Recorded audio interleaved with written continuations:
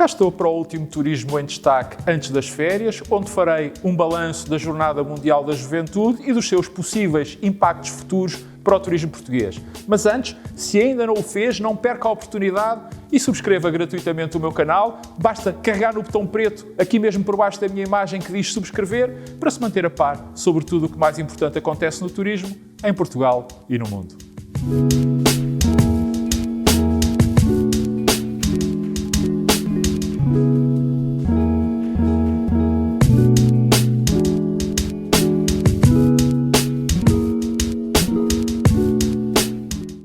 Fazendo um balanço ainda que breve desta Jornada Mundial da Juventude, eu não posso deixar de começar por dar aqui 4 notas prévias. A primeira, para dizer que este é um dos comentários que mais gosto e mais prazer me dá em fazer. E porquê? Porque, de facto, tudo correu de uma forma geral bastante bem. Isso foi bom para o país, foi bom para a nossa imagem externa, foi bom para o turismo e, que lá está, também foi bom para todos e para cada um de nós. A segunda nota, para dar uma palavra aos portugueses em geral e aos da Grande Lisboa em particular, porque foram, como aliás sempre são, impecáveis na arte de bem receber que tanto e tão bem nos caracteriza. A terceira, para saudar todos quantos, de uma forma mais direta ou mais indireta, trabalharam durante toda a semana que passou para que tudo corresse da melhor forma, muitas das vezes com elevadíssimos sacrifícios, quer pessoais, quer familiares. Nós não nos podemos esquecer que houve férias aliadas, que houve sobrecargas de horários de trabalho, que em muitos casos não houve folgas e em muitos casos também houve esse trabalho a ser desenvolvido debaixo de um calor tórrido. E, portanto, todas essas pessoas merecem aqui uma palavra de reconhecimento. E, finalmente, em quarto lugar, uma quarta nota, se quisermos, para todos os peregrinos, pois o seu contributo foi, de facto, irrepreensível, fazendo das exceções aquilo que elas verdadeiramente são, exceções. Dito isto, vamos então aos aspectos mais positivos e mais negativos desta Jornada Mundial da Juventude, sobretudo naquilo que se relaciona com a atividade económica do turismo. Assim, e do lado bom, ou se quisermos do lado positivo, temos desde logo a prova de que a Igreja Católica está viva, está interventiva e está rejuvenescida. Está viva porque aproveitou esta Jornada Mundial da Juventude para fazer a sua catarse. Está interventiva porque passou uma mensagem muito, mas mesmo muito atual, abordando alguns dos temas críticos para o nosso futuro comum, do ambiente à solidariedade, da fraternidade à paz, pondo sempre, mas sempre, o potencial da humanidade à frente e sublinhando que quando ela se mobiliza, consegue, de facto, transformar o mundo em que vivemos num mundo francamente melhor. E também uma igreja rejuvenescida, porque está a saber adaptar a sua mensagem às novas gerações, como aliás todos tivemos oportunidade de testemunhar, e a mesma está a ser bem aceita, está a ser bem compreendida, está a ser bem entendida, o que desde logo assegura a sua continuidade e o seu futuro. Se este era o grande objetivo desta Jornada Mundial da Juventude, não tenho dúvidas em afirmar que ele foi plenamente alcançado, mormente na perspectiva daquilo que são as atividades turísticas, que, como se sabe, comungam de grande parte destes temas, ou não fosse o turismo, a atividade económica da paz, da solidariedade e da compreensão entre os povos.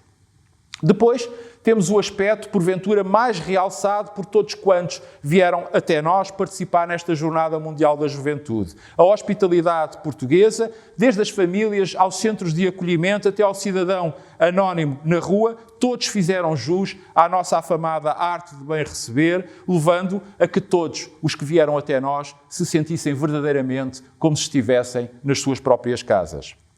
Apesar das falhas, e já lá irei, a imagem externa que o país passou foi de quem é capaz, de quem é competente, de quem é plural, de quem é inclusivo, de quem é tolerante e de quem, apesar de pequeno em território, tem uma enorme diversidade naquilo que pode oferecer a todos quantos nos distinguem e honram com a sua visita. E não posso deixar de referir uma coisa. Que bom foi ver Lisboa alegre, jovem, a cantar, a dançar. No fundo, Lisboa em festa durante toda uma semana. Agora, quanto aos aspectos menos bons, ou se quisermos mais negativos, há de destacar desde logo os transportes públicos, onde eu, como tive aqui a oportunidade de antecipar há 3 semanas, no episódio 134 do Turismo em Destaque, tive a oportunidade de sublinhar, houve uma notória insuficiência de meios em toda a Grande Lisboa. Eu bem disse que equiparar a oferta de transportes públicos àquela que existe em período escolar, quando se sabia que a população da Grande Lisboa ia no mínimo duplicar, seria insuficiente, e tudo isso fez com que a Jornada Mundial da Juventude tenha começado a este nível com situações verdadeiramente caóticas e depois, ao longo do dia, mediante alguns ligeiros e pequenos paliativos, lá a situação foi gradualmente, mas muito tenuemente melhorando, sem nunca, claro está, atingir níveis que se possam dizer como satisfatórios, seja para os peregrinos, seja para quem reside na Grande Lisboa, seja sobretudo para quem tinha necessidade de se deslocar porque se encontrava a trabalhar. Igualmente, tal como eu havia aqui antecipado, este grande evento acabou por afastar muitos turistas, sobretudo de Lisboa, mas também de Portugal, e porque procuraram evitar esse excesso de gente, esse excesso de confusão que normalmente se verifica em eventos desta natureza, situação que foi muito sentida de uma forma geral no setor do alojamento, mas muito em particular pela hotelaria. Acresce a esta situação o facto daqueles que nos visitarem virem muito focados, muito direcionados para os eventos principais e para os eventos paralelos e também para a figura do Papa. E já que falo na figura do Papa, deixem-me aqui abrir um parênteses para dizer que grande estadista, que grande líder é o Papa Francisco,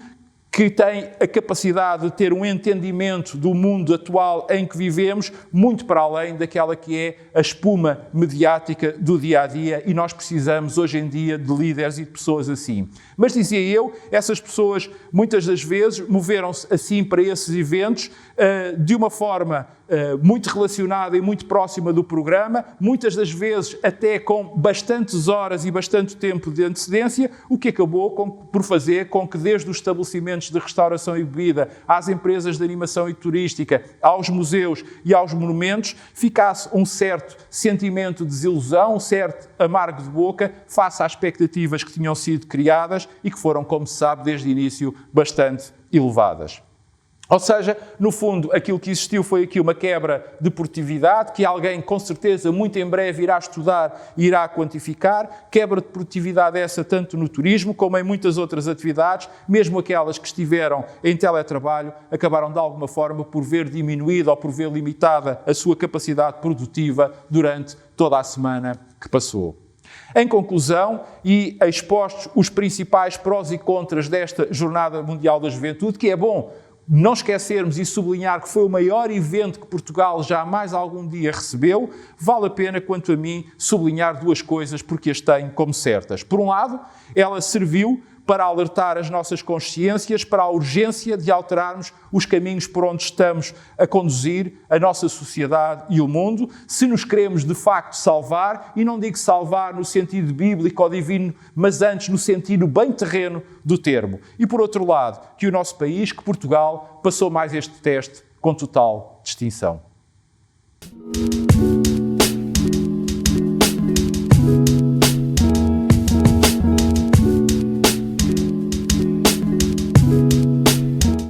Se este mega evento vai ou não ter impacto no futuro do turismo português, eu acredito sinceramente que sim. E digo isto a vários níveis e até por várias razões. Desde logo, a primeira é porque nós não nos podemos esquecer que tivemos uma semana inteira na montra do mundo. Fomos alvo de uma gigantesca e inquantificável e incalculável em termos de valor campanha de publicidade, campanha mediática à escala planetária. Ora, para um país que tem estado, como se costuma dizer, na crista da onda turística, isto ajuda a manter o destino bem vivo, bem presente, quer na mente dos consumidores, na mente de quem viaja, na mente dos turistas. A segunda nota, ou a segunda razão, porque contribuiu, mais uma vez, para passar uma boa imagem, uma excelente imagem de Portugal, das suas gentes e do muito que temos para oferecer. Depois também porque as 2 razões que acabo de referir foram, são e serão seguramente potenciadas por todos quantos vieram até nós, pelos peregrinos, quer junto das suas famílias, quer junto dos seus amigos, quer nas suas redes sociais, quer nos seus próprios países, exponenciando assim a nossa oferta em todo o seu esplendor, tal como a nossa hospitalidade. Naturalmente, por estarmos perante um público muito jovem e tendo a maior parte dele estado muito concentrado no programa e no próprio propósito da Jornada Mundial da Juventude, seguramente que muitos, mais cedo ou mais tarde, quererão voltar, noutra condição, agora como turistas, para apreciarem melhor o país que tão bem os acolheu.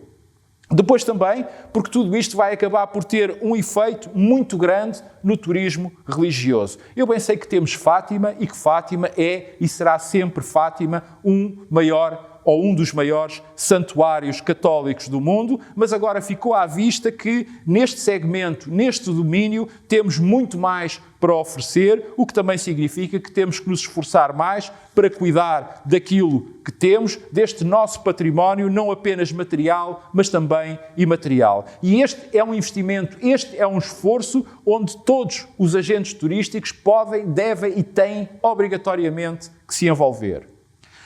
A par desta questão do turismo religioso, também seria bom que, de alguma forma, e permitam uma expressão, apanhássemos o comboio da juventude um pouco à boleia desta Jornada Mundial e rapidamente lançássemos campanhas promocionais dirigidas a esse público, ou se quisermos a esses consumidores, o que nos levará a sermos mais rápidos e eficazes, a introduzir melhorias e a inovar no plano da sustentabilidade ambiental, da digitalização, do bem-estar e dos hábitos de vida saudável, tal como do turismo inclusivo